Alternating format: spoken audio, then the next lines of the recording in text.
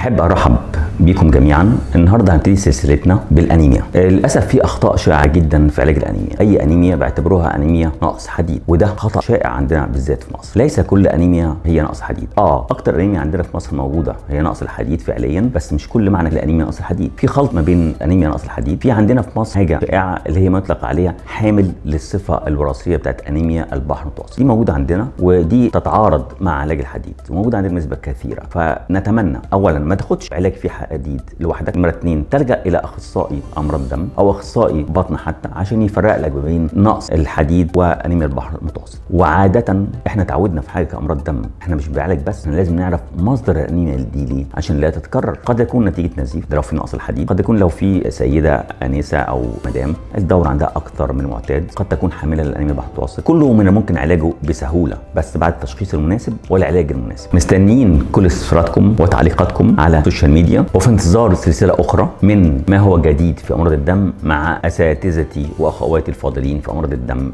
وشكرا جزيلا.